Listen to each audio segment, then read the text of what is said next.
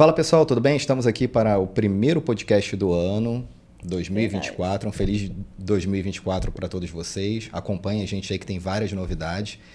Eu sou o Leonardo. E eu sou a Diana. E para começarmos bem, com o pé direito esse ano... Com as finanças organizadas. Ou tentar organizar, né, os estragos que ficaram de 2023. Isso nós aí. Trouxemos aqui um especialista. Quem é? Um convidado muito especial, bem frequente aí no YouTube, no Instagram, que é o Daniel Nigri. É isso? Formado em Engenharia de Produção pela Universidade Federal do Rio de Janeiro e atua como analista CNPI. Tem grande experiência no mercado financeiro, é investidor há mais de 22 anos e também é sócio fundador e CEO do Dica de Hoje. Seja bem-vindo. Obrigado aí, pessoal. Obrigado, Leonardo. Obrigado, Diana. Prazer estar aqui, a gente falando já nesse início de 2024. Início de ano é sempre aquela época que as pessoas costumam fazer, né, aquelas promessas, né? Aquelas promessas que... Dieta, vou juntar que já dinheiro. não tenham acabado as promessas aí. Não sei se vai passar dia 3, dia 4, dia 5. Espero que elas ainda continuem, mas é uma promessa normal que continua, né? Emagrecimento e finanças. Verdade. Né? Com certeza está sempre ali entre as 2, 3 principais de todo mundo. O Daniel vai muito de acordo com a camisa que ela usou na virada, né? Se usou a camisa branca, ela quer paz. Se usou a amarela, é dinheiro, né? Hoje o assunto é para quem usou amarelo. Quem usou amarelo fica aí. Incluiria em romance também. Também. Né? São os três É principais. verdade. Também. Tem o vermelho aí também. Mas acho que o amarelo é campeão, viu? Amarelo e branco. Todo mundo quer começar bem. Verdade. E início do ano é tanta coisa para pagar, né? Caramba, é escola. Matrícula. É matrícula, é IPTU. Uniforme. Vai pensando Muita em coisa. filho, cara, Quem para tem quem carro tem tem PVA Isso também. aí. Verdade. É muita coisa. Então vamos começar aí a se organizar. Você pode Vamos começar, lá. amor. Vamos lá. Eu queria saber a sua experiência como investidor, né? Porque você é formado em engenharia de produção. Como que você fez essa adequação? Como você começou a ir mais para essa parte financeira? Tá. Uma historinha, assim, né? De como você começou. Vamos lá. Eu vim de uma família, né, que é classe média. Então, bem ou mal, a gente não tinha problema, não tinha tabu de conversar sobre a questão financeira, enfim, na mesa, né, de jantar, na casa e etc. E eu acho que isso é um ponto que é importante para as pessoas começarem a falar mais sobre isso, não apenas separar e chamar as crianças, mas que isso seja um assunto do dia a dia, cotidiano, né? Igual a gente fala numa mesa, fala sobre o que aconteceu, fala sobre as coisas da vida, às vezes faz até uma fofoca do vizinho, do não sei o quê, mas que fale também sobre dinheiro. Eu acho que isso já vai ajudar muito as crianças no futuro a entenderem a importância que tem o dinheiro, não apenas o dinheiro, obviamente, mas a vida também.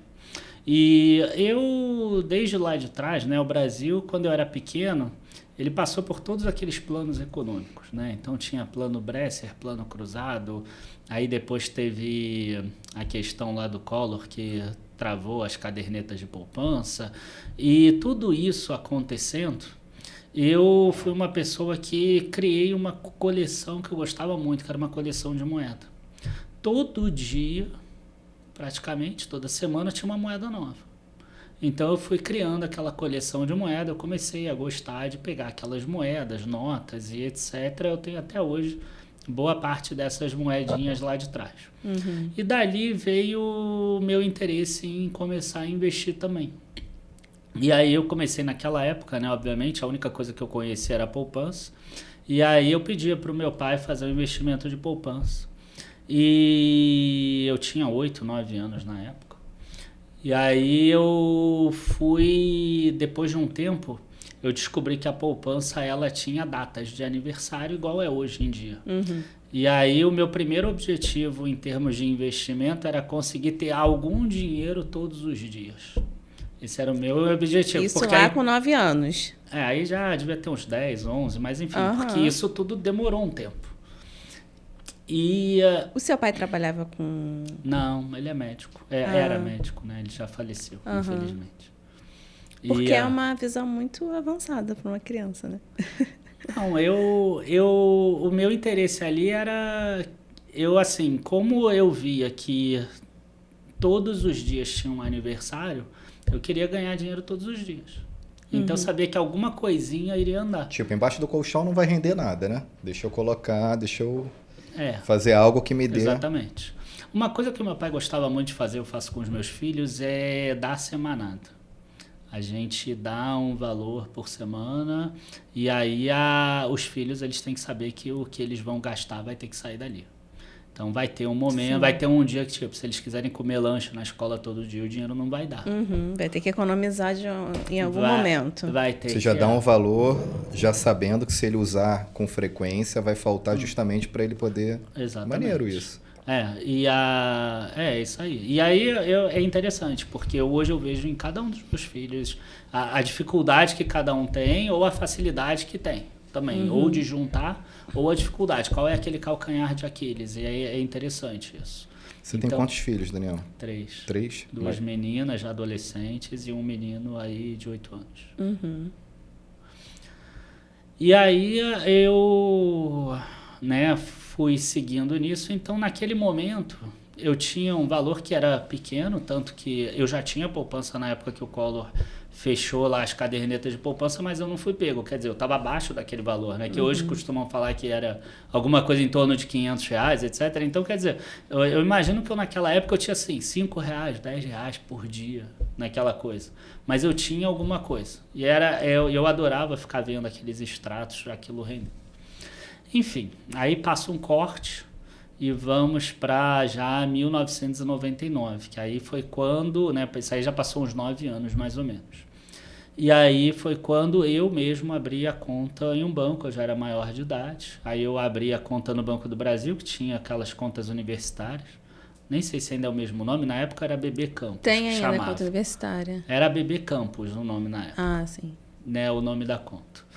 E aí eu abri essa conta porque aí sim eu quis fazer investimentos um pouco mais arrojados. E eu gostava de ver a Bloomberg, embora eu não entendesse tanta coisa assim. E eu gostava de ver notícias também. E aí eu abri a conta aí sim, para fazer o primeiro investimento em renda fixa.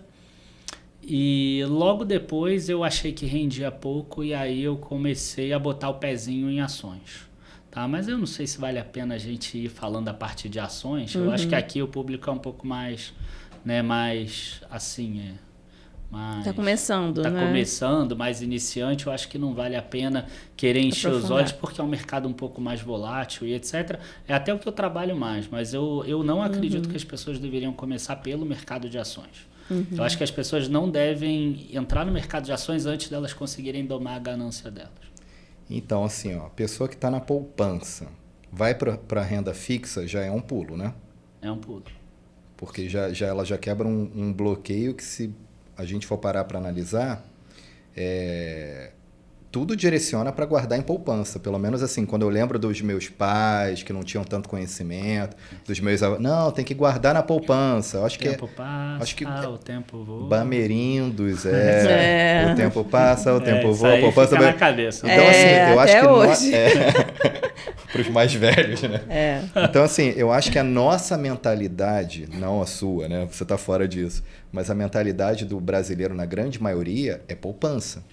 E já é ótimo se for isso, porque a mentalidade é dívida, né? Sim, então, quer sim. dizer, se a pessoa já tem... Verdade, já verdade. É ótimo. Abri um parênteses aí, O cara tem um limite de cartão de crédito, enquanto ele não estourar aquele limite, ele não sossega, né? Ele fica agoniado. Mas assim, vamos partir para o que já está na poupança. O cara sai da poupança e vai para um renda fixa, ele já dá um salto, porque tem um rendimento maior, não tão grande como a modinha de hoje, né? Que são esses joguinhos que... dão uma fortuna para todo mundo de um dia para o outro, né? Então, enfim. Mas o cara na renda fixa. O cara na renda fixa, ele consegue fazer grana não na mesma proporção do que a bolsa, né? Porque a bolsa, para mim, eu sou leigo, tá? Mas a bolsa é assim, ó. Primeiro eu picoto, vamos botar que eu tenho 100 mil reais. eu vou lá, picoto essa grana e aplico num Banco do Brasil, numa ação do Banco do Brasil, eu vou picotando ela. Então, chega em um ano, por exemplo, alguns vão me dar um rendimento acima de 1%, né, de 12% ao ano, pode ser 15%, 16%, mas outros não. Então, essa compensação, que aí um especialista igual a você que pode orientar, é de me dar um retorno maior no final. A renda fixa não, é aquilo ali que é proporcional, você não vai ter um ganho de, sei lá, 15%, 14% no ano. Ou estou falando besteira? Não tá não, tá indo bem. Tá indo bem, né? Eu comecei a te ouvir mais antes de falar contigo, mas é mais ou menos a renda fixa é mais, não é, o cara ele não tem essa oscilação, ele fica dentro daquela métrica ali, mais ou menos. Seria mais seguro, é isso que você quer perguntar? A primeira coisa que eu acho que é importante a gente entender aqui é que tudo que você falou é ganho nominal. E as pessoas elas têm uma dificuldade de entender a diferença entre o ganho nominal e o ganho real. O que é o ganho real? É aquilo que excede a inflação do período. Então, não adianta você ganhar, por exemplo, 10% ao ano se você tiver uma inflação subindo 10% também. Quer dizer, no final adianta, né? Óbvio, porque embaixo do colchão você perderia 10% Sim. de poder de compra. Então é aquela coisa, você tem que sempre estar calculando quanto você ganhou, mais sei lá, aquele exemplo de 100 mil reais. Quanto 100 mil reais ganhou, virou 110 mil, mas quanto 100 mil comprava que compra agora depois de um ano também.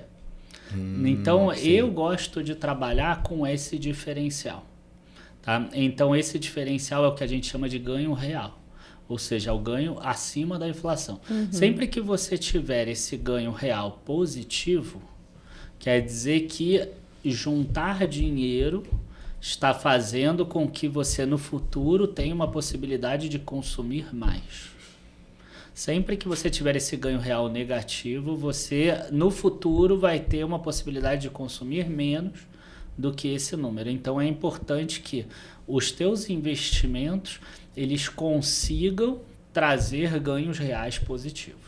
Tá? Então seria esse ganho acima da inflação positivo. Não adianta, por exemplo, eu gosto sempre de usar ali a Argentina, por exemplo, que ela está com uma inflação enorme.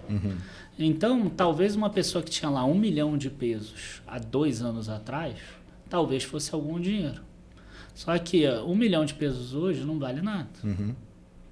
Né? E esse ponto o brasileiro parou de olhar tanto porque a inflação do Brasil ficou mais ou menos controlada, mas agora durante o período do Covid a gente viu como tiveram alimentos que subiram muito, a própria gasolina em um determinado momento subiu bastante.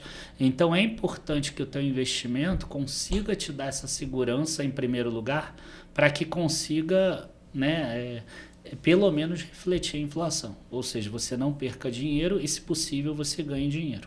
Aí, o teu investimento em renda fixa ele tem que se basear nisso, na minha visão. Tá?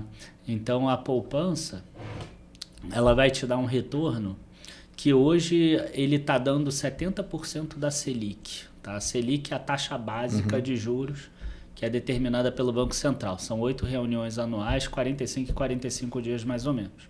Então ele determina qual é aquela taxa que é a taxa básica de juros. Quer dizer que um banco vai emprestar para o outro, que uma empresa que tem um risco quase zero, ela vai tomar dinheiro por aquele valor e etc. Nós, né, meros mortais, vamos tomar com valores muito acima dessa taxa Selic. Né? Por quê? Porque o banco vai estar tomando a taxa Selic e ele vai querer te repassar esse valor. Então, quando você vai no teu banco e você pega um CDB 100% do CDI, é uma taxa que se aproxima a essa Selic. Tá? É um pouquinhozinho de nada abaixo, mas é uma taxa que se aproxima a essa taxa básica de juros. E aí, a poupança ela já vai render 70% disso, mas isenta de imposto de renda.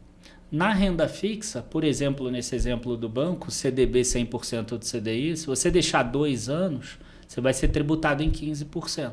Você vai estar ganhando 85% do CDI. Se você deixar se deixar menos de 6 meses, você vai ser tributado em 22,5%. Você ainda assim vai ganhar 77,5% do CDI. Tá? Usando a simplificação que CDI e Selic vão ser próximos, tá? Você vai ter aí um pouquinho mais de ganho. Tá? Seria mais ou menos isso. Quanto então mais você tempo, menos imposto. Menos imposto. Mas é claro que você tem rendas fixas que são isentas também de imposto de renda, etc. Mas aí já sofre variação a mercado, é um pouco mais difícil de explicar. São, se eu não me engano, LCI, LCA, você não paga imposto, né? Ou paga? LCI, boa ideia. LCI e LCA, por exemplo, você não pagaria imposto. É difícil você conseguir uma 100% CDI, mas você conseguir um 92%, 93%, 95% tá CDI, já é melhor do que aquele 85% líquido de imposto da outra. Não é consulta, não. Um amigo aqui soprou aqui no ouvido. O que é melhor? Eu colocar o dinheiro na poupança ou boto num CDI com saque imediato? Boa. Primeira coisa que você tem que olhar é o seguinte, as pessoas elas olham só a rentabilidade. Isso é um erro, elas olharem só a rentabilidade. Tá? Primeiro lugar, vamos imaginar, você está no teu final de semana, você pegou teu carro, você foi viajar, você está no meio da estrada. Aí, cara, o pneu furou, por exemplo, você tem que chamar um guincho, você não tem seguro. Uma situação dessa, domingo. Domingo você não vai conseguir resgatar muito provavelmente o teu CDB de liquidez diária. Tá? Alguns bancos vai conseguir, outros bancos você não vai conseguir, só vai conseguir no próximo dia útil. Na poupança, você usando uma conta poupança, você consegue pagar esse cara, por exemplo, dessa forma. Alguns vão falar assim, mas eu pago com cartão, eu uso o limite do cheque especial, etc. Ok. Mas eu estou mostrando que não é apenas a rentabilidade, você tem alguns momentos que você precisa de liquidez. Então, você pensar nessa liquidez com uma parte do teu dinheiro é importante também. Tá? Então, pensa assim, cara, qual a maior M que pode acontecer na minha vida e que eu possa precisar de dinheiro imediato, assim, que eu não posso esperar nem segunda-feira para acontecer. Né? O que pode acontecer? Eu preciso do dinheiro hoje. Né? E eu talvez não vou conseguir pagar em cartão e etc, etc. Esse dinheiro é legal que você tenha na poupança, talvez até carregar em dinheiro vivo. Como se fosse um fundo de reserva, né? Exato. Seu ali, né? É uma reserva de emergência, Esse é bom deixar na poupança. Reserva imediata. Tem bancos grandes que vão te dar um CDB que vai ter liquidez diária mesmo no final de semana. Aí você pode. O que eu estou querendo dizer é o seguinte, veja se o do teu banco tem essa liquidez imediata. Ou tá? é melhor deixar um pouquinho na poupança? Ou senão você pode deixar um pouco na poupança. Outra coisa que é importante é o seguinte, no CDB você tem 15% de tributação. Então tem que fazer conta, né? 15% depois de 2 anos. Nos primeiros 6 meses, 22,5%. Então, muito provavelmente, tem que fazer a conta aqui. Eu não fiz a conta de cabeça, mas se você tiver um 90% CDI nos primeiros 6 meses, rende menos do que a poupança. Até porque o CDI é um pouquinho abaixo da Selic. Então, tem que ser uma taxa ali, 95% para cima, pelo menos. Tá? Outra coisa que é importante é o seguinte. O risco do emissor. A poupança não vai quebrar. Quem está bancando ali é o governo federal, né? O CDB, o que acontece? Você começa a entrar mais no mundo dos investimentos, eu costumo pegar assim, as pessoas me perguntam, tem um CDB aqui do banco, sei lá, do Banco Sofisa, CDB do Banco Agricred, CDB da Companhia Hipotecária de sei lá o que. CDB do banco, sabe? Bancos que a gente não conhece. Não são tradicionais, né? Isso. Risco maior. Ano passado, por exemplo, talvez as pessoas não conheçam, mas, por exemplo, quebrou a BRK Financeira, quebrou o Porto Crédito. Então, esses CDBs que você colocou ali como liquidez imediata, eles... Naquele período, eles não foram liquidez imediatas. Eles estavam garantidos pelo Fundo Garantidor de Crédito, até R$250 mil, mas eles não conseguiram manter aquilo que eles prometeram naquele período, porque naquele período foi nomeado um interventor e depois foi pago para essas pessoas. Então você tem que olhar não apenas a rentabilidade, tenta olhar esse tripé, né? A segurança do emissor. Se você pegar um Itaú, um Santander, um Bradesco, um Banco do Brasil, uma Caixa Econômica, é quase risco do governo federal. Tá? Então é parecido. Você olhar a liquidez, né? E aí sim você olhar a rentabilidade junto. Tá? Então, é importante que a pessoa que vai investir faça pelo menos uma análise desses 3 pontos. Ô, Daniel, você falou de banco. Banco digital são confiáveis para investimento? Ou também tem uma divisão? Tem X bancos digitais que são maiores, tipo um BTG, um Banco Inter. É porque eles dão umas condições muito boas, né? Às vezes de conta que você não paga, de ter a maioria.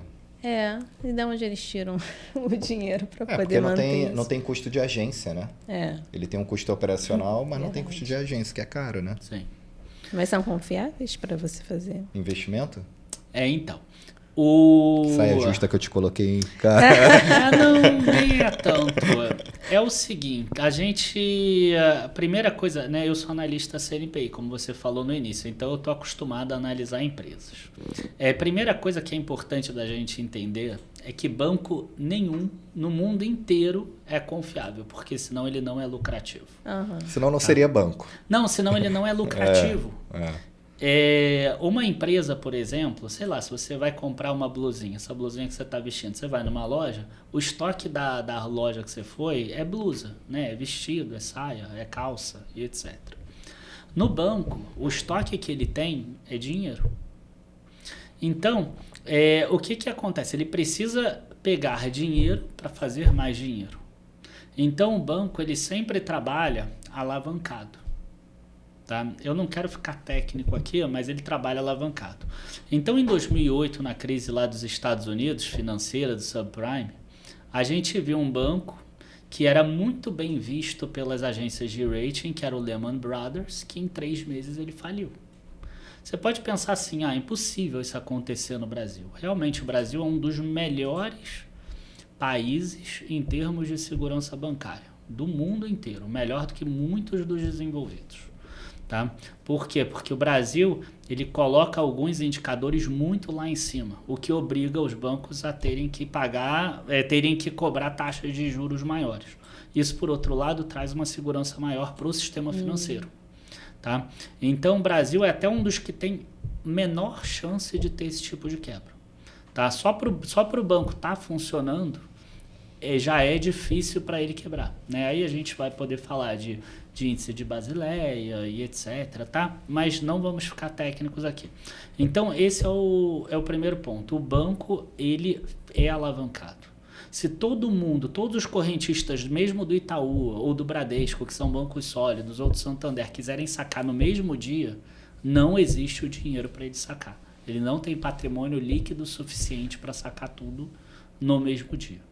Né? Ele tem lá empréstimos que ele fez com o dinheiro dos correntistas e do outro lado ele tem mais ou menos uma imaginação, né, de quando que vai vencer os CDBs que o cara aplicou, de quanto que aquele cara saca mais ou menos da conta dele, etc. Algumas coisas saem de uma conta do Santander para outra do Santander, então não faz diferença, etc. Tá? Mas, de qualquer forma, se todo mundo quiser sacar ao mesmo tempo, é o que acontece em qualquer quebra de banco no mundo inteiro. Os bancos, eles não são 100% seguros nunca, senão eles não seriam lucrativos. Ou senão teriam que cobrar taxas muito altas. Bom, dito isso, o que tem os bancos digitais? Os bancos digitais, eles têm uma despesa muito menor, tá? Que a gente calcula isso na hora da análise pelo índice de eficiência. Nada mais é do que despesa sobre o produto bancário, que são todas as receitas que ele tem. E, em compensação, alguns serviços eles não dão para a gente. Né? Se a gente quiser sacar em espécie, por exemplo, eu não consigo sacar em espécie no Banco Inter ou no Nubank. Né? Cada vez menos pessoas estão querendo sacar em espécie. Tem ou outra coisa também que eles não vão fazer, mas realmente parece muito interessante. Eu não vejo nada hoje, tá, nos números que desabonem você investir nesses principais. Né? Eu estou falando o quê? BTG, o próprio banco da XP, o banco do Nubank, o Banco Inter, o Banco Pan também é grande, o próprio C6 Bank, que tem ali um parceiro forte, que é o JP Morgan. Não vejo problema, pelo menos nesses 6 bancos digitais. Agora, como eu disse, é um setor que ele, por si só, ele não é seguro. Igual a gente teve ali uma mudança de paradigma em 6 meses, né? Isso tudo pode acontecer. Entendi. Tem uma pergunta interessante aí na 2, vai. Vamos lá. Como engenheiro de produção, formado pelo FRJ, de que maneira suas habilidades técnicas contribuíram para a sua análise hoje, né, e tomada de decisões no mercado de investimento? Bom, a pergunta, a relação de causa e consequência é invertida. Como eu já gostava do mercado financeiro, como eu já gostava de números, como eu já imaginava que eu iria fazer alguma coisa em termos de empreendedorismo e etc., eu já escolhi essa carreira que tinha a ver, né? Que iria pegar um pouco de matérias econômicas, um pouco de matérias de exatas e um pouco de matérias assim estatísticas, de engenharia e etc. Já, né? Então eu já tinha uma ideia de que seria dessa forma. Então é o inverso. Na verdade, eu escolhi a disciplina por isso. E é claro que ajuda demais, né? Lá atrás, por exemplo, você tem cadeira que ensina juros compostos, que ensina contabilidade empresarial, embora a contabilidade já tenha mudado completamente, ou praticamente muita coisa. Ali em 2009 passou a ter uma norma nova contábil que mudou bastante coisa, mas é claro que ajuda ali o que aconteceu. E quais são os principais desafios que você encontra para poder... desafios, né, e satisfações que você encontra para poder fornecer essas análises para os investidores? Bom, satisfação, com certeza, é ver a mudança de vida das pessoas. Né? Eu recebo sem brincadeira, todos os dias eu recebo ou um e-mail, ou um post lá no Instagram. Cara, eu vejo. Ou um direct. E sabe que falam muito de você, que eu tava lendo, até no próprio YouTube comentário, assim, que você passa de uma maneira que você facilita o entendimento. Apesar de você é muito técnico, mas eu vejo assim que... Tem uma galera que vai te xingar, porque vai achar que eu tô falando difícil. Não. É que você é técnico, mas você consegue passar até assim. Eu comecei a te acompanhar tem uns 20 dias. E no primeiro momento que eu comecei a ver, tem uns posts teu que eu fico assim, cara, o do carro lá, da Fiat Uno. Você botou um valor que eu não lembro se é 80 mil, é barato, cara. Aí tu fica assim, pra cara... gente que é leigo, é uma linguagem boa. Que eu consigo entender com clareza. E pro cara que tem mais técnica, você também atinge com muita facilidade esse cara. Então isso é muito diferente, né? Esse foi o motivo que eu queria muito te trazer aqui. Então, a satisfação é essa. A satisfação é assim, eu comecei o canal em 2016, em setembro de 2016. Então esse ano completou 7 anos. Então hoje eu já recebo muitos relatos de pessoas... Eu comecei o canal em setembro de 2016. Então, hoje eu já tenho 7 anos desse canal. E hoje eu já consigo ter, né, pessoas que me mandam relatos assim... poxa, muito obrigado, porque eu consegui chegar no meu primeiro milhão. Já consegui chegar em 2 milhões. Eu já estou com uma renda hoje de 30, 40, 50 mil por mês, por exemplo. Você começou no YouTube mesmo? Oi? Você começou no YouTube mesmo? Nessas plataformas digitais, a primeira foi o YouTube? Foi. Ah, legal. E é interessante ver os primeiros vídeos, porque eu não aparecia e eu tinha morria de medo de falar também. Sério? E aí a história é boa até, mas aí eu vou parar de responder outra pergunta. Não, então responde e volta nela, vai. Pronto, já tem 2 perguntas aí. A maior satisfação seria são as pessoas que dão feedback. Né? E é uma coisa que eu gosto sempre de falar, é o seguinte, aquelas primeiras pessoas, aquela primeira leva de pessoas que me acompanhou, agora tá ficando milionária. Que legal. Entendeu? Mas demorou 6, 7 anos. Cara, mas a galera que te acompanhou agora, e não seguiu deve ficar pé da vida, né? Fala, por que eu não segui? É a maioria. Não duvido, cara. Muda tem que muito ser regrado as pessoas também, né? que te seguem. Eu percebo pelos comentários. Se você olhar quem comentava há 6, 7 anos atrás, quem comenta hoje, são pessoas completamente diferentes. A maioria desiste. Mas esse não é um problema do Daniel, não é um problema do canal, é um problema assim, as próprias pessoas são assim. Mas quantos projetos você começou que você não desistiu dos últimos 6 anos? Ou eu, ou você? O processo é doloroso, né? Então as pessoas acabam abandonando no meio. Aí eu criei uma frase que é exatamente: construir leva tempo. A pessoa tem que ter disciplina e tem que ter paciência. Não vai ficar rico da noite pro dia. Não vai ficar rico da noite pro dia. Não é magia. E se a pessoa imaginar que ela vai perder muito dinheiro em várias pirâmides, vários jogos, várias coisas que vão aparecer. Bitcoin é pirâmide, né? Não sei. Não sabe? Não, esse aí eu boto minha fezinha lá também. Mas é pouquinho, se der certo, eu beleza. Também, eu boto. Mas assim... Na sua visão, os primeiros conseguem ganhar um bom dinheiro? Quando começa, assim, essas coisas, assim, os primeiros investidores... É um erro pensar dessa forma. Mesmo que você ganhe dinheiro, é um erro você pensar que você vai conseguir. Existe lá nos Estados Unidos uma teoria que chama teoria do último tolo. É exatamente isso. Você, quando investe, por exemplo, em ações na Bolsa, você está investindo numa companhia que ela gera valor. Ela produz alguma coisa, né? Ela produz a blusa, ela produz o headphone, ela produz esse microfone, ela produz alguma coisa. Então, ela gera valor. Ela paga o salário dos funcionários, ela gera lucro. Com esse lucro, ela cresce. E ela consegue investir para crescer. Então, a empresa cresce. A Coca-Cola hoje é muito maior do que a Coca-Cola de 1940, de 1970, de 1990. O McDonald's hoje é muito maior. Né? Ou pode pegar exemplo brasileiro. A Lojas Renner de hoje é maior do que a Lojas Renner de 2005. A Petrobras de hoje é maior do que a Petrobras de 2000. Tá? Então, são empresas que crescem, elas geram valor. Né? O que essas pirâmides fazem é o seguinte: a Diana colocou primeiro, aí eu vou oferecer um valor para ela, aí eu pego o dinheiro dela e aí depois eu vou investir em alguma coisa, às vezes eu ganho, às vezes não, e eu vou te devolver parte do teu valor, só que ela vai falar para o Leonardo que ela está ganhando dinheiro, aí o Leonardo vai botar um valor, então vai aumentar o meu bolo. Até que vai ter um momento que esse bolo ele não consegue crescer para pagar todo mundo que está. E aí a coisa desanda, a coisa começa a não... acaba render tanto. Ela não tem rendimento nenhum.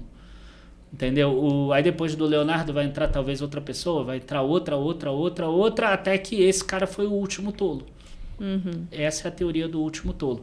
Você é igual a batata quente, aquela brincadeira da bola, né? Que você enche a bola com água, você joga para as outras pessoas e quem estourar a bola perdeu. O último tolo é aqueles caras que ficaram no final ali, que a bola estourou e eles se molharam. Ou seja, nesse caso eles perderam dinheiro. Entendeu? Então você investir nisso no início significa você acreditar que a tua capacidade de sair dessa pirâmide antes dela acabar vai ser maior do que a de todos os outros que também estão investindo nessa pirâmide. Entendeu? Ou seja, você acredita que você vai conseguir sair disso antes, você não vai ser a última tola, não faz sentido. Agora, Daniel, até porque muitas delas não deixam você sair. É isso. Então, nesse mesmo racional, é difícil o cara saber o ponto exato para sair, porque o cara vai naquela ambição, então, cara, eu tô ganhando. O melhor é você não investir nesse tipo de coisa, até porque não é investimento. Sim. Entendeu? Você sempre vai lá no site da CVM e vê se a empresa que você está querendo investir, ela é registrada. E qual é você falou da satisfação, o maior desafio com essas pessoas nessa análise que você faz? Assim... Tem muita gente endividada que te procura? Que quer sair daquele buraco? Cara que é endividado, ele já não é tanto meu público, ele já passou. Ele já passou por educadores financeiros que falam um pouco mais básico do que eu. Tá? Então, ele já saiu da dívida. O cara que chega para mim, ele já tem uma finança um pouco mais equilibrada. Ele já tá com ganhos maiores do que despesas. Tá? Então, ele não chega tanto para mim. Mas o grande desafio, na minha visão, é o seguinte: a Diana colocou primeiro, aí eu vou oferecer um valor para ela. Aí eu pego o dinheiro dela e aí depois eu vou investir em alguma coisa, às vezes eu ganho, às vezes não, e eu vou te devolver parte do teu valor. é você... é algo que eu tinha muito problema antigamente, que é repetir realmente a mesma coisa 50 vezes, 100 vezes, 1000 vezes. Eu sempre lembro de uma frase da minha mãe que ela falava para educar a gente. Ela falava assim que tudo que a gente fala para o filho, ele pode não estar prestando a mínima atenção, mas metade das coisas ficam. Então, se você repetir 2 vezes, já fica um pouco mais. Se repetir 3, já fica mais. Se repetir 4, já fica mais. Se repetir 15, fica mais. Porque sempre vai ter aquela pessoa que está um pouco desanimada, ela precisa ouvir de novo. Tem aquela pessoa que não está acreditando tanto, que precisa ouvir de novo. Tem aquela pessoa nova que está chegando, que você não sabe, que precisa ouvir pela primeira vez. Entendeu? Então, por um lado, acaba sendo um desafio porque é cansativo para o influenciador. Mas, por outro lado, a gente sabe que lá na frente a gente vai colher a satisfação do cara falando para você que você conseguiu e etc. E é sempre ruim quando a pessoa desiste, né? No meio de um processo. E eu, inclusive, eu adoraria falar para as pessoas assim, prestem atenção se os projetos que vocês estão começando em várias áreas, né? Pode pegar aí no emagrecimento, na comida, no teu trabalho, nos investimentos, se você desiste ao longo do tempo. Porque se você realmente desiste de tudo que você começa, é algo que talvez deva ser repensado dentro de você mesmo. Porque tem muita gente que é assim. Sim.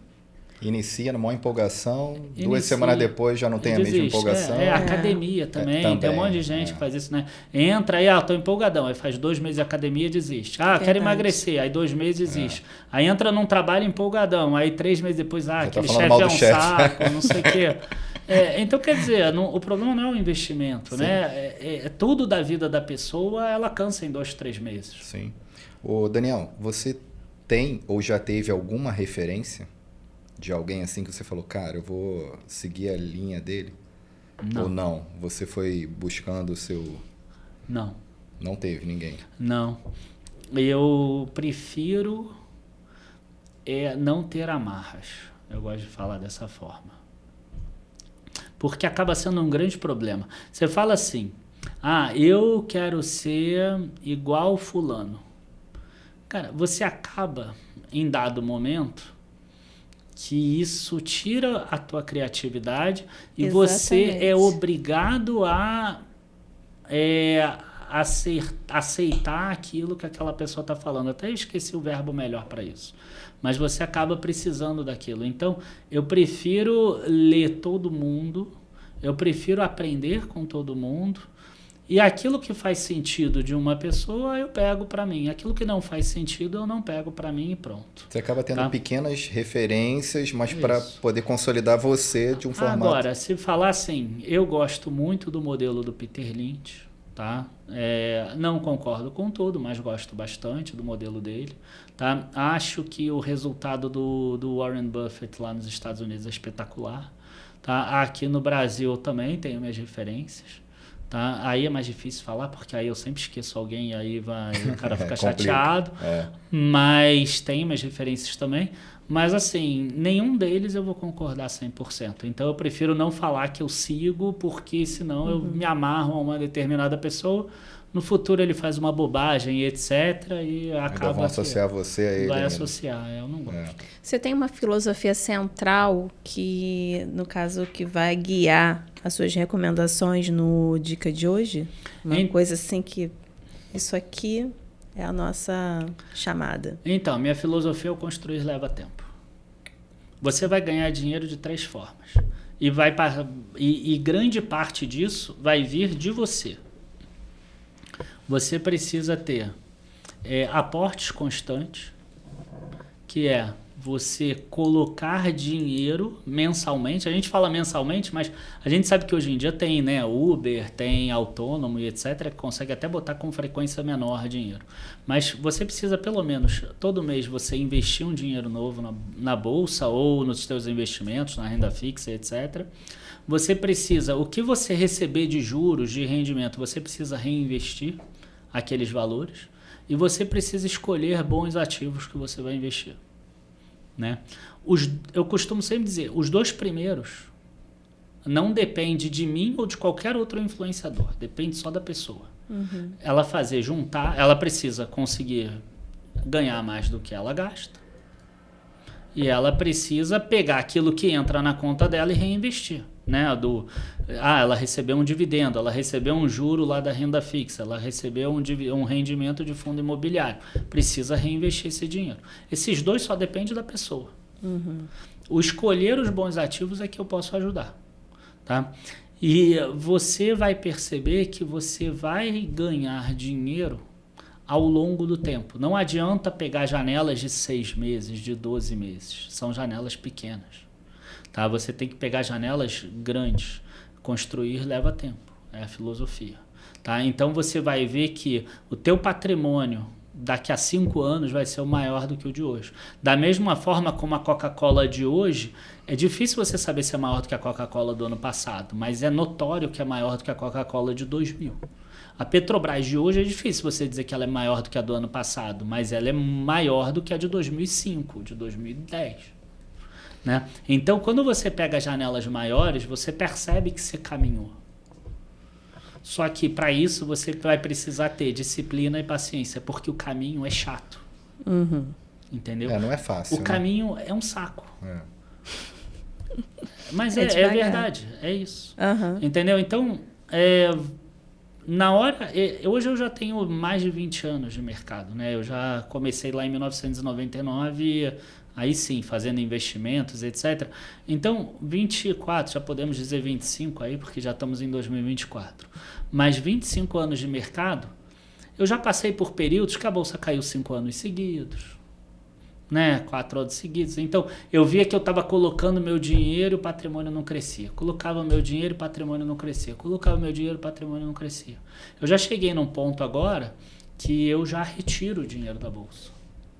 Porque depois de 25 anos, né, o que eu fiz? Eu peguei o meu cartão do BTG e eu associo na minha conta, por exemplo, do BTG. Então, o que eu gastei no meu cartão do BTG, eu resgato da conta do BTG e pago o cartão, por exemplo. Então, aquilo que eu estou gastando, parte já sai dali, né? A parte ali, condomínio, IPTU, não sei o que lá, não. Aí sai da conta normal, mas já tem uma parte que eu já estou resgatando.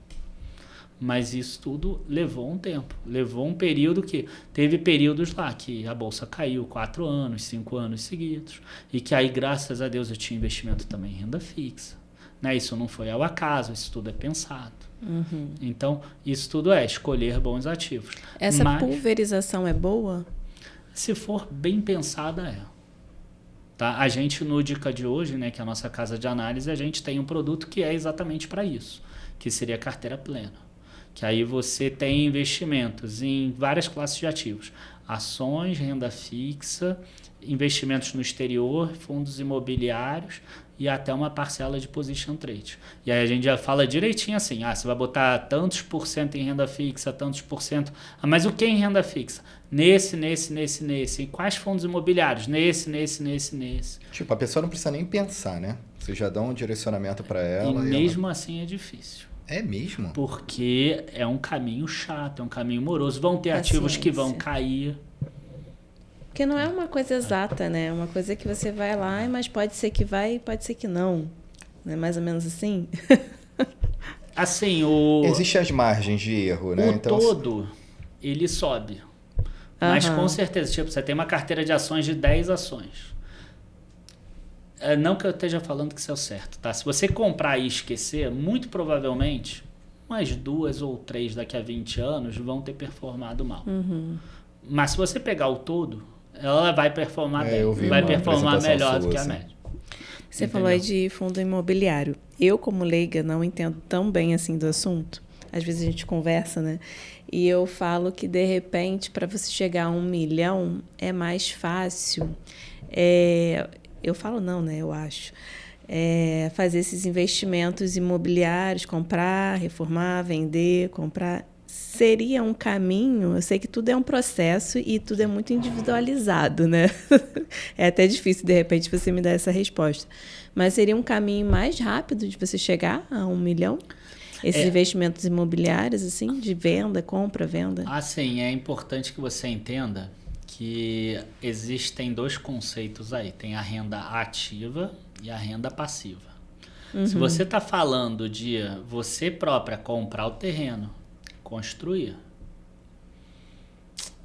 legalizar, fazer a BITS, não sei o que, depois anunciar leva-se um tempo e vender, não é que leva-se um tempo maior, você trabalha.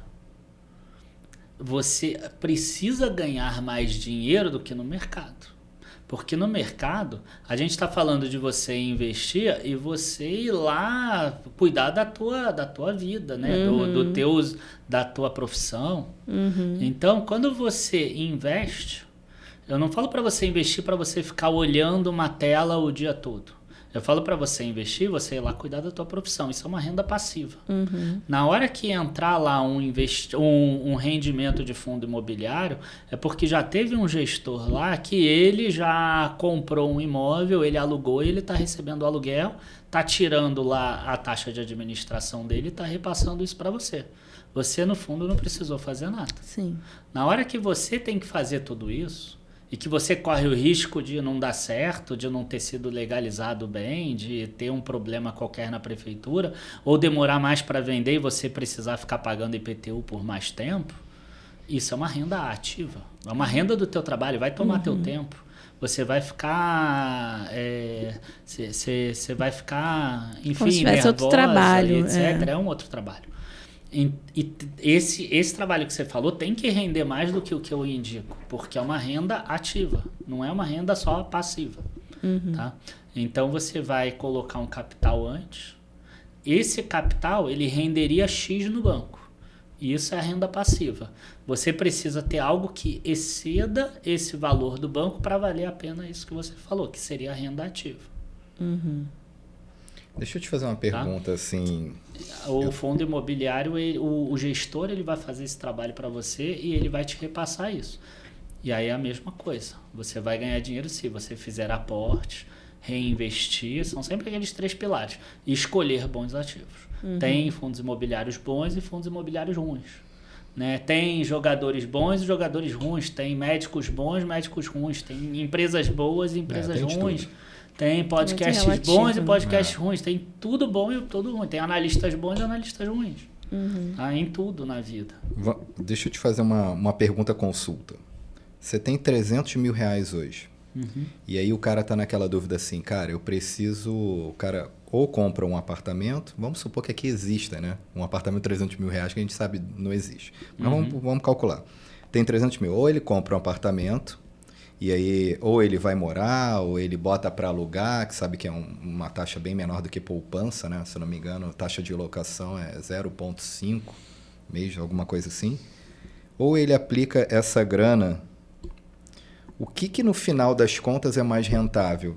Se a gente for pensar 5 anos. O grande problema é que aí você está pegando um imóvel. Né? Um imóvel, você entra em outra teoria, que é a teoria dos grandes números. Né? Uma coisa é você, por exemplo, vou dar um exemplo ao contrário agora.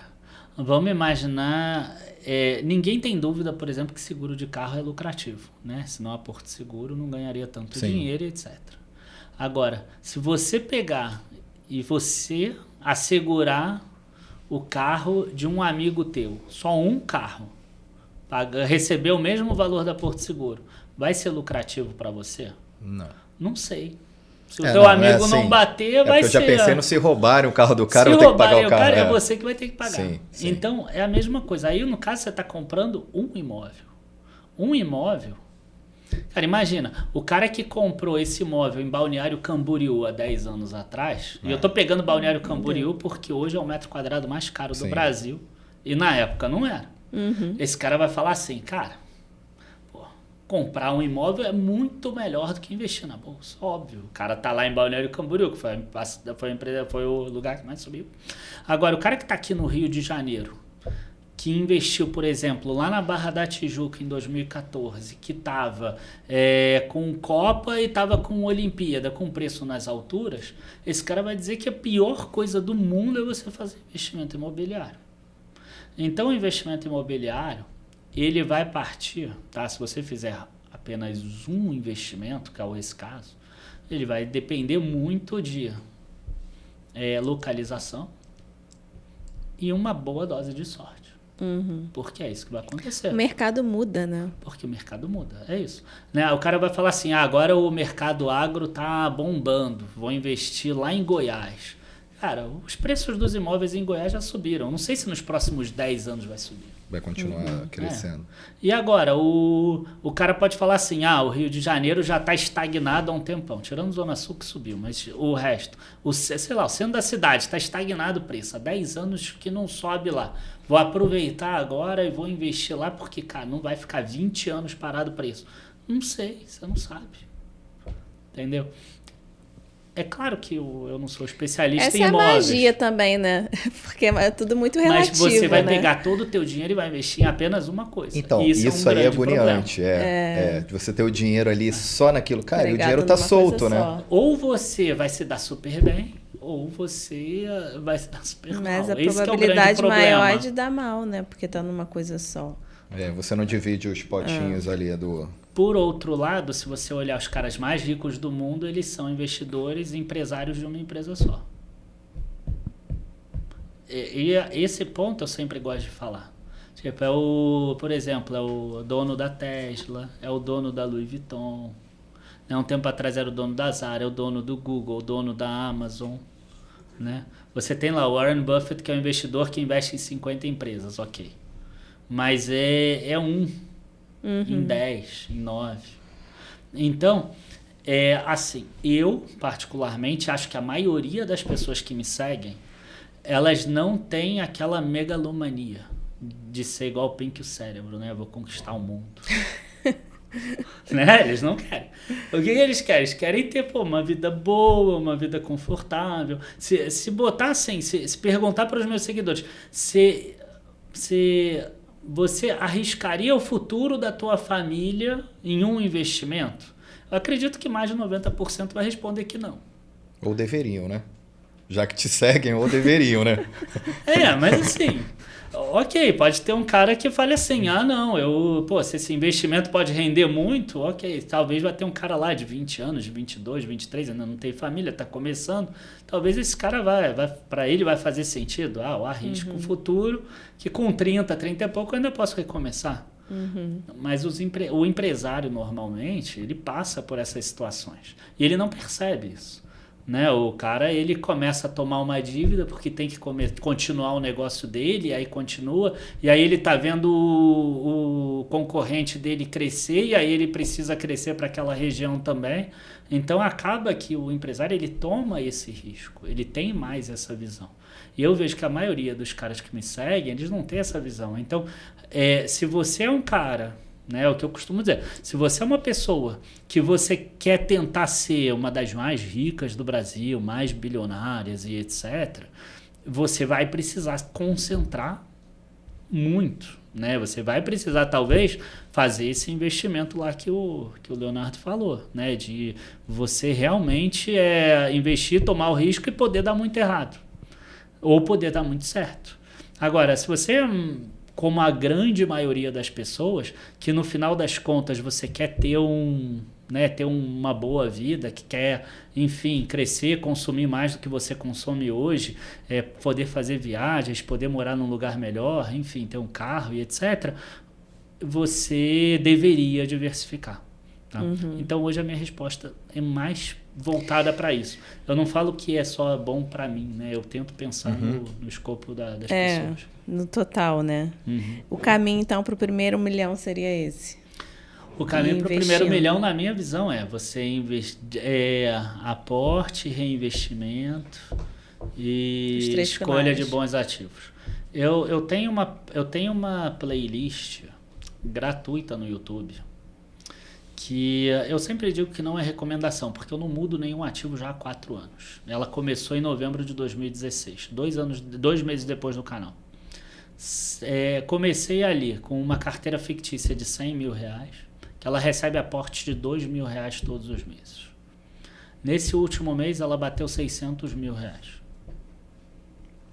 Foi uns 300 e poucos mil de valorização, ou dividendos ou valorização, né, dinheiro que entrou novo, extra, e 280 mil, por exemplo, que foi investimento. 100 mil inicial, mais 180 já dividido em 70 e poucos meses, não mais, 80 e poucos meses de 2.000, 2.000 e pouco cada um.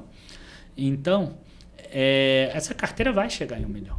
Pode ter o problema que for no Brasil, não sei o que, ela vai chegar em 1 milhão. Entendeu? Talvez não vai ser em 11 anos, 12, vai ser em 15, se tiver um problema. Se o Brasil voar, por exemplo, vai ser em 10, né? Agora está com 7 anos, mas é isso, ela vai chegar em 1 milhão. Por quê? Porque é uma carteira, primeiro, fictícia, que é mole, porque aí o cara também não tem a emoção. Segundo, recebe os aportes. Terceiro, tem os reinvestimentos. E eu peguei ativos que são muito sólidos, então eu sei que esses ativos não vão ficar variando tanto. Entendeu? Ô Daniel, mudança de governo influencia no que você investe ou não? Não tem nada a ver? Cara, normalmente as mudanças de governo, elas são boas e positivas. Os primeiros anos, normalmente, eles são bons de governo. Tá? Independente de quem entre, porque o que o mercado ele gosta de precificar é assim, se tiver muita incerteza, a bolsa cai. Se tiver certezas, a bolsa sobe. Então, ano passado, né, assim, longe de eu defender o Lula ou o Bolsonaro, tá? Mas, até porque eu não tenho essa parte política, eu particularmente não gosto de nenhum dos dois. Mas, independente de ser um ou outro, tá? Eu, ano passado, por exemplo, eu falei que esse ano a bolsa iria subir muito. Né? Eu até cheguei a projetar 150 mil pontos, não chegou, chegou a 132 mil pontos. Eu achava uma alta de 40 e poucos por cento, veio uma alta de 20 e pouco. Mas, por quê? Porque, independente de ser A ou B, o mercado já não tem mais essa incerteza. Ele já consegue colocar no modelo dele a projeção Lula. Não, antes ele botava a projeção Bolsonaro. O que ele não quer?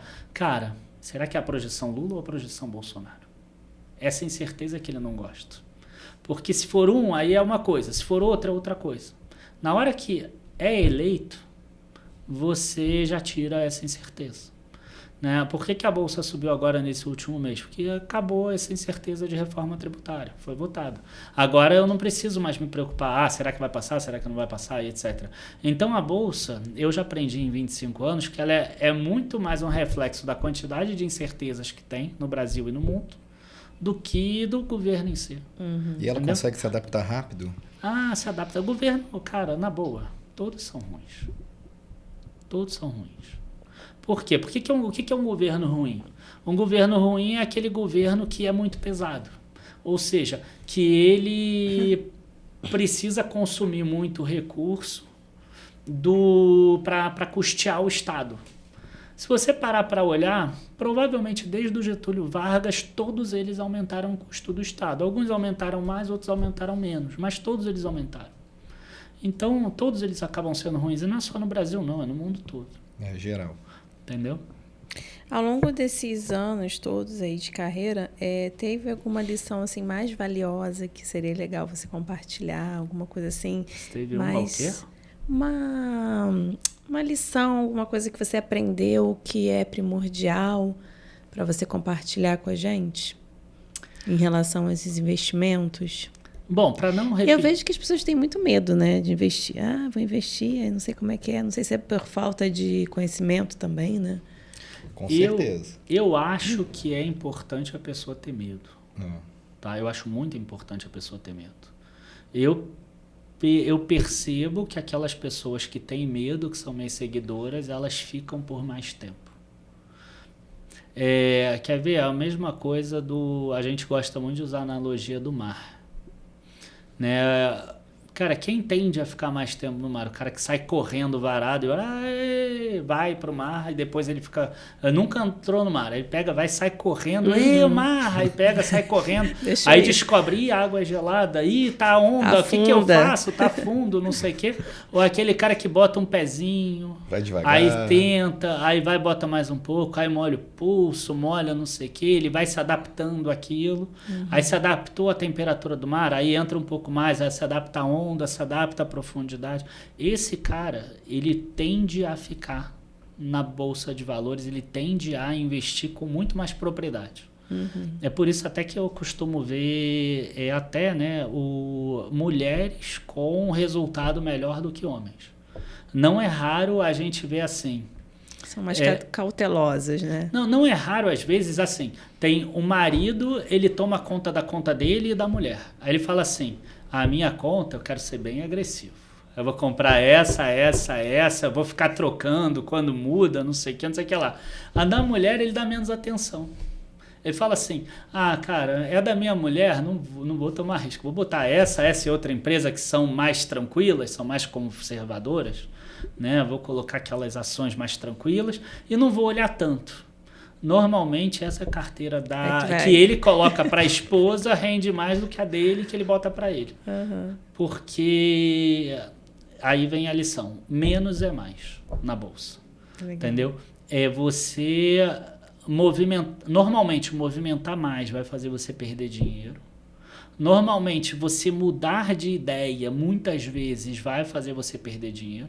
Que imagina, o cara que no início do ano ele falava assim, o Brasil vai ser uma porcaria, ele tá à beira do caos, vou vender tudo. Aí vendeu tudo. Aí a coisa não é tão ruim quanto ele imagina. Aí a bolsa já começou a subir, ele compra caro. Fala, não, agora vai. Aí ali no meio, déficit primário tá pegando ali, não vai ser igual do ano passado, vamos vender tudo de novo. Aí já começou a cair, o cara pega para baixo. Não, agora o juro dos Estados Unidos começou a cair de novo, aí eu pego... Sabe, se você começar a pegar esses vieses, que é o que acontece quando a pessoa fica trocando muito, acaba que a pessoa perde dinheiro. Uhum. O segredo da venda é a compra, né? Porque assim, se você comprar caro, você vende mal, né? Você tem que comprar bem para poder vender bem. Os dois são importantes.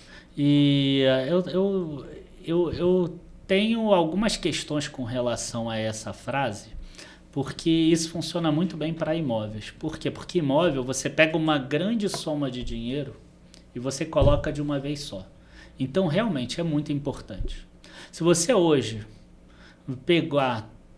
Sei lá, você foi despedido, você vai pegar lá R$500 mil da FGTS que você sacou da tua indenização lá. Cara, R$300 mil. Ou você foi herdeiro, por exemplo. Ou agora teve a Mega da Virada aí, você ganhou o prêmio lá grande da Mega da Virada, você quer investir tudo de uma vez só. Se você fizer isso, a compra é muito importante. Agora, para o cara que compra 2 mil todo mês, será que essa compra é tão importante? Entendeu? Ela já não é. Se ele errar ali 10% das compras, será que não passa?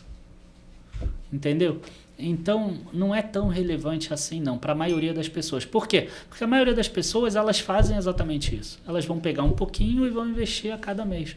Elas não vão receber uma indenização, ou ganhar uma herança, ou ter ganho na Mega da Virada com frequência. Sim. A frequência maior é o salário delas. Sim. Uhum. Ô, Daniel, só pra gente não esquecer, porque daqui a pouquinho vão perguntar, né? Fala aí sobre o YouTube aí, como você começou. Isso também. Sim, é verdade.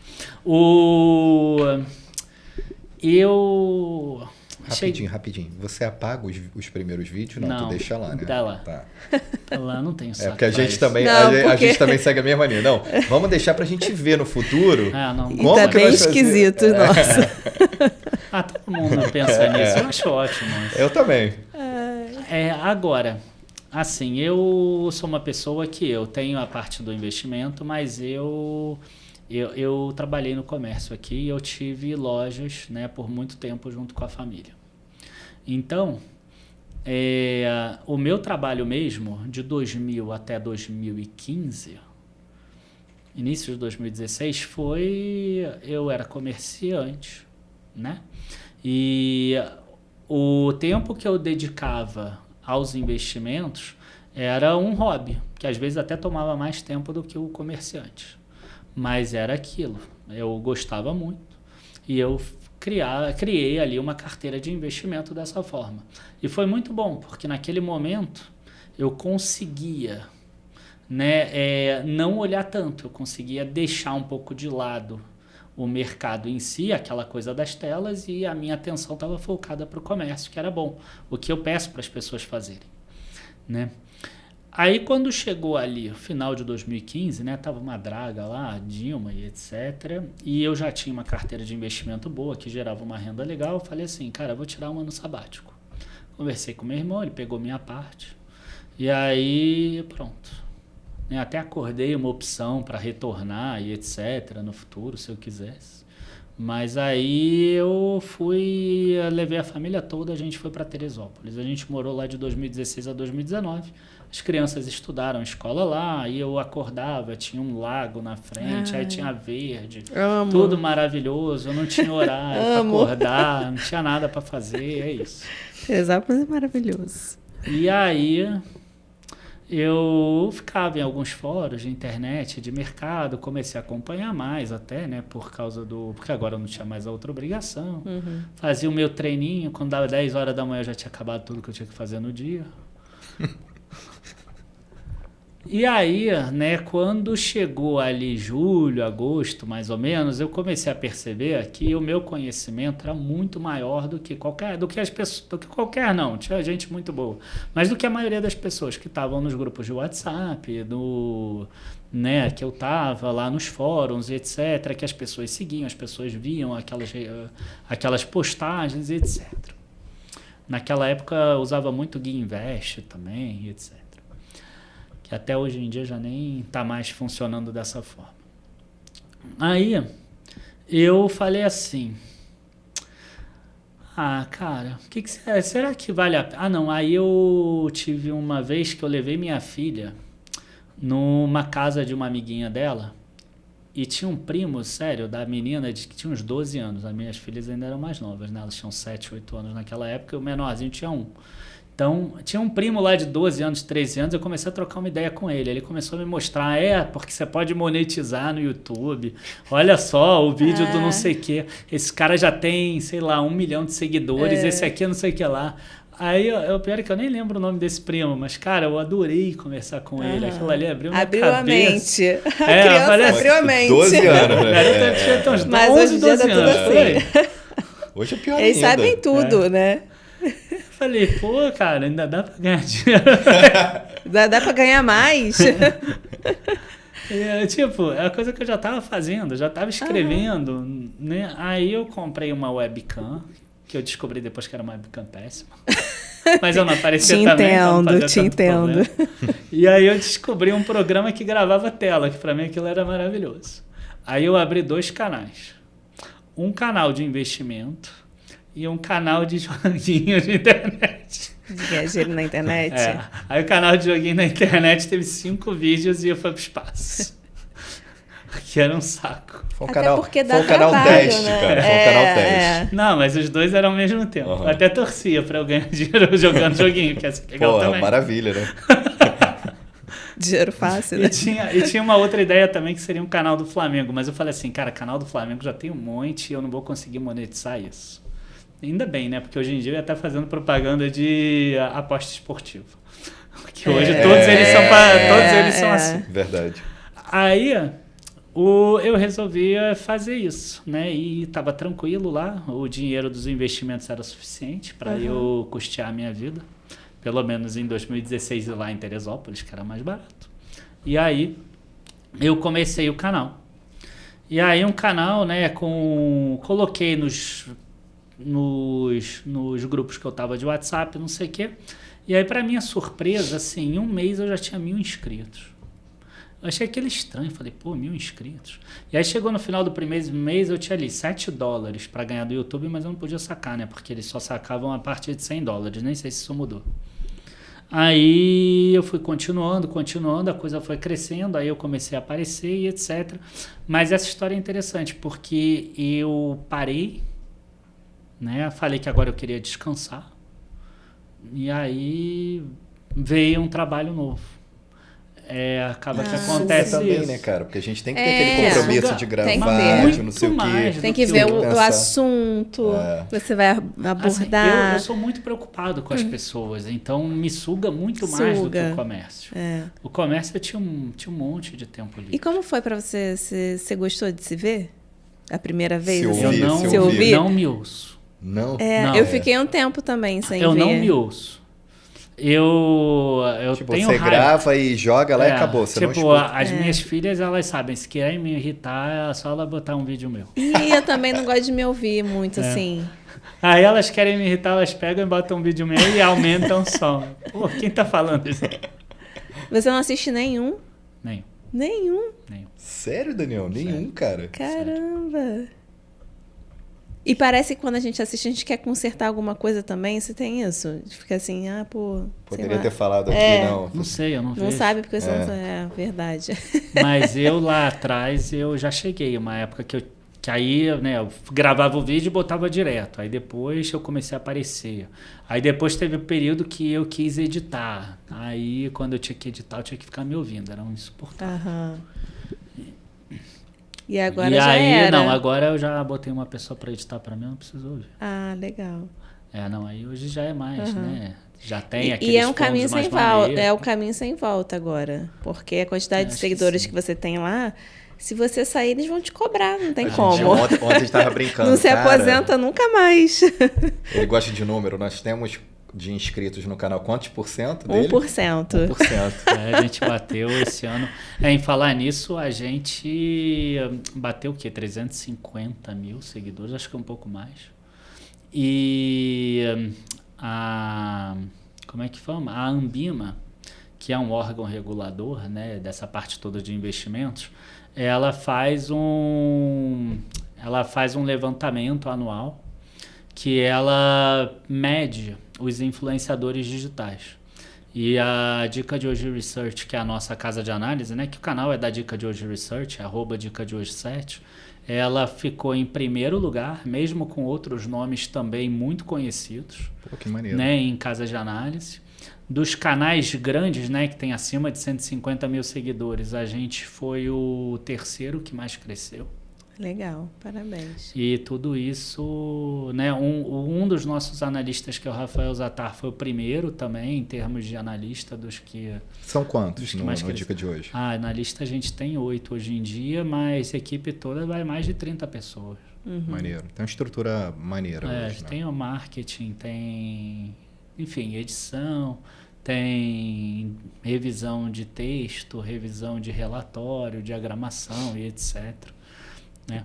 Até porque a pessoa que assina, ela tem lá carteira recomendada, tem relatórios, tem vídeos, tem lives, tem um monte de coisa, tem o grupo do Telegram para perguntar. Então, elas têm um monte de suporte para que elas possam, número 1, não desistir, número 2, tirar as dúvidas. Né? E as duas são importantes. Porque, com certeza, a pessoa entra no tédio, porque, como eu disse, ganhar dinheiro parece legal, mas desse jeito que eu considero certo, ele é um processo moroso, é um processo tedioso. Tem alguns investidores que costumam dizer que é tão chato quanto ver a grama do jardim crescer. Né? Se você tem uma casa de campo, você viaja por um mês e volta, você vai ver a grama alta. Aí você vai ter a sensação ao contrário. Você fala, cara, cresceu rápido. Cresceu rápido. Agora, se você acorda todo dia e olha a grama, para você não mudou nada. Verdade. Né? Melhor ainda é ver uma árvore crescendo. Se você voltar lá 10 anos depois, você vai achar que a árvore cresceu bem.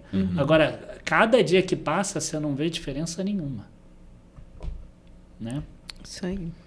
Eu queria saber também um pouquinho sobre essa comunidade que você tem. Quais são os serviços que tem, que você oferece, como funciona? A gente chama de área de membros, né? E, bom, você pode olhar ali, dicadehoje7.com. De lá você pode ser redirecionado para a área de membros.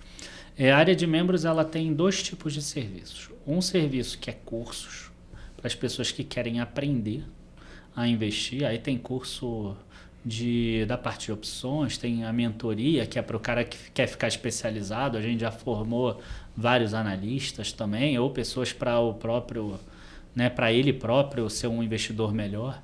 Tem geração de renda para a pessoa que quer focar em renda e aprender sobre isso, como usar a estratégia do Daniel. Tem outros cursos também, enfim, né? E tem a parte de assinaturas.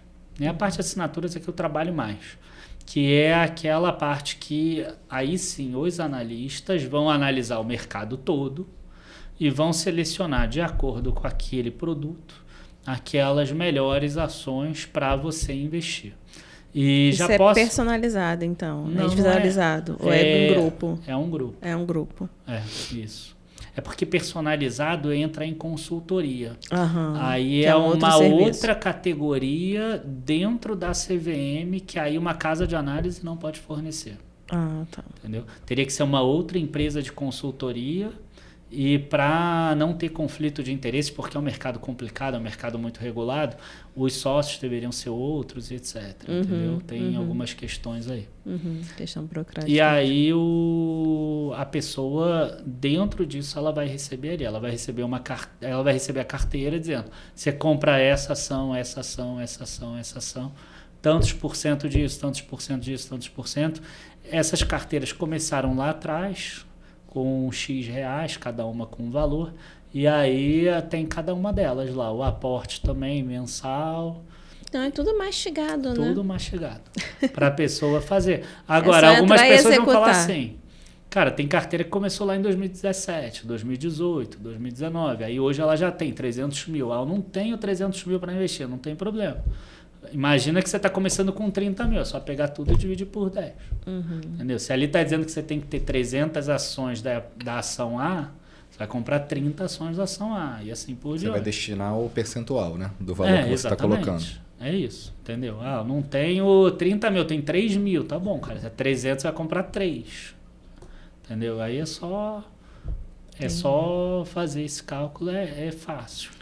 Aí a pessoa, aí tem os relatórios que embasam as teses, etc. Tudo também mastigado. É muito fácil, né? É só a pessoa ter o dinheiro, já tem alguém que pensa por ela, não precisa nem pensar onde ela vai colocar a grana. Tudo mastigado lá. É como eu falei. É só ela plantar e esperar a colheita. O aporte e o reinvestimento parte da disciplina e da paciência dela. A escolha dos bons ativos é a nossa parte. Se a pessoa... É como se fosse uma sociedade. Se a pessoa não entrar com a parte dela, a gente não vai conseguir resolver. Ô Daniel, o ano começando e tal, qual é a dica que você daria para quem quer fazer o investimento? Quer começar? Então, a pessoa que não tem acesso nenhum a investimento, a primeira coisa que eu acho que a pessoa precisa fazer é se livrar das dívidas. Né? Eu acho que se a pessoa tiver, a não ser financiamento imobiliário, que costuma ter taxas baixas, tá? O primeiro investimento que você tem que fazer é pagar as suas dívidas. Tá? Então, se você ainda está nesse período das dívidas, primeiro quita as dívidas. Tá? Só bota financiamento imobiliário à parte. Financiamento imobiliário costuma ter taxas mais baixas e aí concorre bem com os investimentos. Você já passou por isso? Coloca o pezinho e já comece a investir. Tá? E aí eu acho que a pessoa tem que investir em renda fixa. Tá? Quais são as rendas fixas com menor risco? Tá? Seria uma LCI ou um CDB com percentual do CDI. Tá? Ou ainda lá o Tesouro Selic do Tesouro Direto.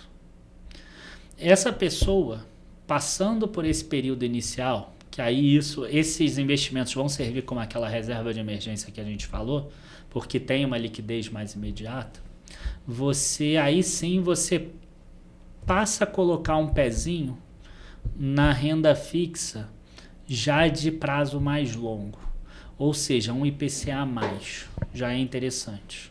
Tá? No próprio Tesouro Direto, se você investir no Tesouro Selic, você tem como investir no IPCA+. Né? E hoje é fácil, já tem mais de 10 milhões de inscritos lá no Tesouro Direto. Então já não é algo que é tão complicado para a população. Né? Então esse IPCA+, você vai começar a ver em alguns dias a cota subindo e alguns dias caindo. Por que chamar de renda fixa se sobe e cai? Porque no vencimento você vai ter o valor acordado. Então, se o governo falou que você vai ter IPCA mais 5,5% no final de 2035, você vai ter o rendimento disso. Só que vai sendo marcado a cada dia. Né? Então, se um dia vai para IPCA mais 6, cai um pouquinho, é inverso. Tá? Aí você passou por essa fase também, coloca um pouquinho de dinheiro em fundos imobiliários. Por quê? Porque fundos imobiliários já entra na renda variável que você não sabe quanto você vai ter no vencimento, porque não tem vencimento, mas você já vai entrar na renda variável e você já vai olhar um pouco mais a volatilidade. Passou de fundos imobiliários, entra em ações de dividendos. Depois de ações e dividendos, aí você pode botar um pezinho em ações com maior potencial de risco. Então, eu colocaria mais ou menos nesse patamar. Aí depois, se você quiser, pode ir para o exterior também, se você quiser essa diversificação. Na verdade, o exterior pode ir antes, quando você quiser. Tá? Mas, para mim, o perfil seria esse. E você conseguir montar isso ao longo dos próximos 5 anos. Tá? Não é que você tem que... É assim, dia 5 de janeiro eu invisto em renda fixa, dia 10 de janeiro eu invisto não sei o quê, aí em fevereiro eu já estou nas ações, não é isso. Tá? É algo que é longevo mesmo, é longo prazo. É você chegar lá nas ações de 3 a 5 anos, seria mais ou menos isso. Tá? Isso aí.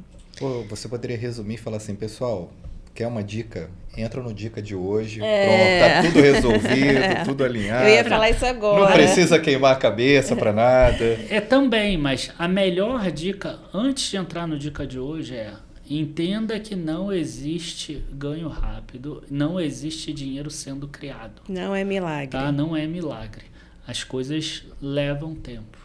Isso aí. Se você achou um pouquinho confuso, é só entrar lá no Dica de hoje, seguir o Daniel. Mas é normal, né? Qualquer coisa que a gente começa é confuso no início. É um pouco confuso, mas lá tem todo o aporte que a pessoa precisa para poder investir. Eu lembro o primeiro dia que eu fui na academia, para mim te trocar aqueles pesos, aquelas coisas, era confuso também, era difícil. Não, se fosse a mais antiga, tu olha o aparelho e fala, cara, como é que faz para entrar nele aí? Eu saber se o exercício do, sei lá, do flexor ou do extensor é essa máquina ou aquela, era confusa. Depois porque tudo tem uma adaptação, não tem jeito. É normal. Vai onde é para colocar a perna, tu tá com o braço ali, não, a perna vai pra onde... É normal que no início a pessoa ache confusa qualquer coisa que ela comece. Com Mas certeza. o importante é começar. Sim. E tem lá um suporte no seu Instagram, tem também o canal no YouTube, vai ficar toda a descrição aí embaixo também. Suporte no e-mail, no Telegram, os grupos de acesso para quem é assinante, tem pergunta no Instagram e etc. Enfim, a gente está aí para ajudar as pessoas. Obrigada. Queria te agradecer muito pela sua presença. Dizer que foi uma honra tê-lo aqui. Há muito tempo que a gente queria convidá-lo. Obrigado. E agradecer mesmo de coração de você ter aceito e estar aqui com a gente hoje, tirando todas essas dúvidas. E desculpa se algumas perguntas foram muito leigas. Foram rasas. Foram rasas, mas prometo que da próxima vez eu vou estar mais inteirada, que eu vou começar a seguir lá tudinho direitinho para poder pegar aí as informações e de repente aplicar aí na vida, né? Verdade. Bom, eu então que agradeço a oportunidade. A gente está nas principais redes sociais, acho que menos no TikTok. Né? A gente está no X, que era o antigo Twitter, no Instagram e no YouTube, sempre com @Dica de Hoje 7 ou @Dica de Hoje _7, que em algumas já estava usado. E, enfim, agradecer a oportunidade também. E também, desculpa se porventura tenha ficado um pouco técnico, tá? Mas à medida que o tempo vai passando, vai ficando mais fácil de entender os termos e etc. Eu prometo que eu tentei ser o mais tranquilo possível. Foi sim. Mas foi tranquilo. Foi sim. Não foi... Obrigada. Pessoal, segue a gente aí, se inscreve no canal. Dê o seu like. Dá like, compartilha. Tem muito conteúdo aí para iniciar o ano já com o pé direito. Então, faz os comentários aí. Coloca as perguntas também que a gente passa pro Daniel. O Daniel, ele trabalha numa sala bem longe da gente aqui, para não dizer o contrário. Ele está no início do corredor, nós estamos no final do corredor. Tá bom? Grande abraço aí, feliz ano novo para todos.